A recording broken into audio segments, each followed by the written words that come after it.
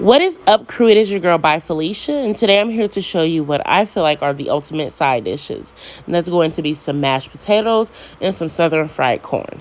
Make sure you all like, comment, and subscribe, and don't forget to turn on your post notifications so that way you never miss a video from me.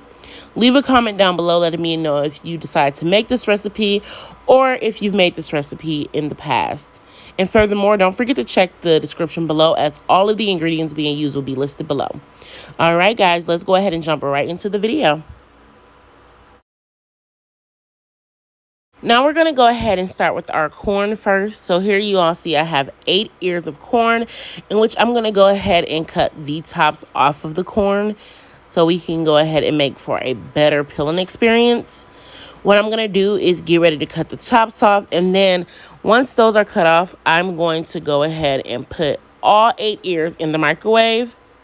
As you can see here, I've just kind of stacked them on top of each other, and I'm going to put it on 4 minutes and 30 seconds. You can always aim for 5 minutes, but 4 minutes and 30 seconds will do. Once you have your corn ready to move forward, go ahead and begin cutting as close to the cob as you can so you can kind of get some of that milk off. And I'm just showing an example here in the video. I had already started, and I'm going to go ahead and continue off camera because it is such a tedious process, but this is what that process looks like. After cutting all of the corns off the cob, I went ahead and just set that to the side for now. And I got my cast iron skillet and put in 3 slices of bacon.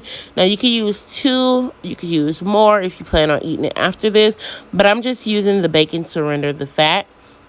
Once the fat is rendered off of the bacon, what I'll go ahead and do is begin to fry my corn. So it doesn't take that long. As you can see, I went ahead and took the bacon out. I'm adding my corn in. And if you see that little liquid that's kind of spilling out, that is the milk from the cob. So you want to get all of that in there. And then once you have all of your corn in there, you're going to add 2 tablespoons of butter to start the frying process of the corn. So I'm going to go ahead and drop that in there now. And then I'm just going to mix it around until the butter melts. Once the butter has melted, I'm going to go ahead and add my seasoning, in which I am using 1 tablespoon of both black pepper and Creole Seasoning. You don't have to use Creole Seasoning. You can use any seasoning of your choice, but Creole is what I went for because I do like some spice on my corn. So we went ahead and got that added in here. Just mix that around. At this point, you're going to then get ready to add a tablespoon of heavy whipping cream.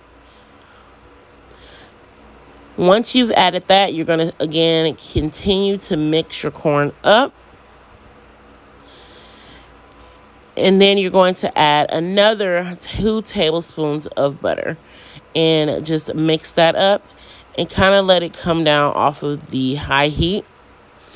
Once I had everything mixed up and the corn was to where I wanted it to be, I went ahead and added some cheese. The cheese is definitely optional. Any choice of cheese that you want, you can add.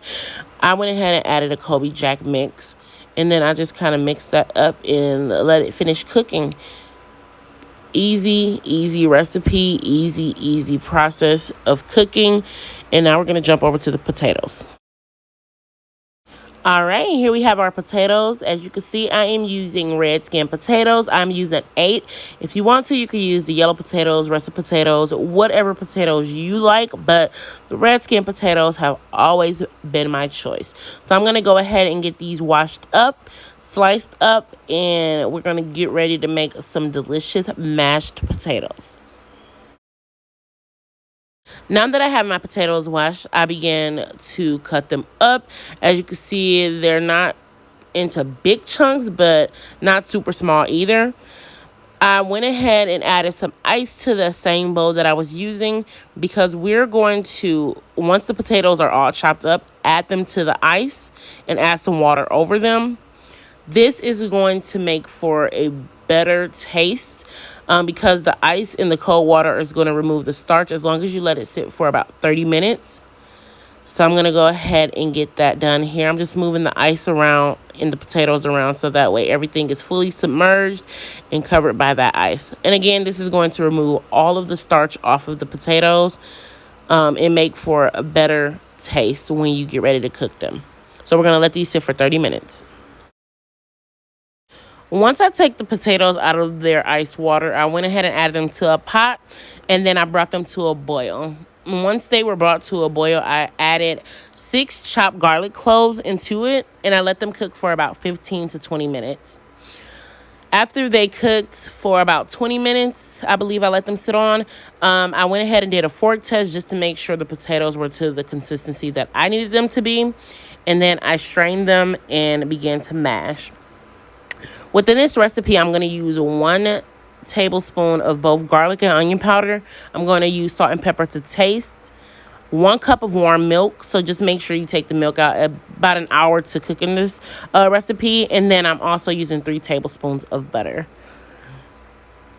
So as you can see here, I'm mashing the potatoes up, and then I'm going to begin to assemble it. For this recipe, I did add some cheese. For some reason, a clip got lost of me adding the cheese, grating the cheese. So the cheese that I used was Gouda cheese, and I used 7 ounces of it. You can use a different type of cheese if you want to, but that's the type that I went for, and it was so delicious.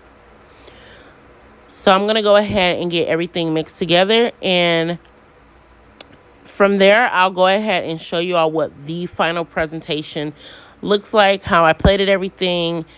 Guys, this recipe is super easy as well, like the corn. Super easy to assemble, super easy to make. Again, no more than 20 minutes on the potatoes themselves. So it's a quick side dish. Here I have my 2 ultimate side dishes paired up with some oven-baked barbecue ribs and some honey butter cornbread. If you want the recipes to the other dishes, please leave a comment and let me know. And thank you all for tuning into the video. Don't forget to like, comment, and sub.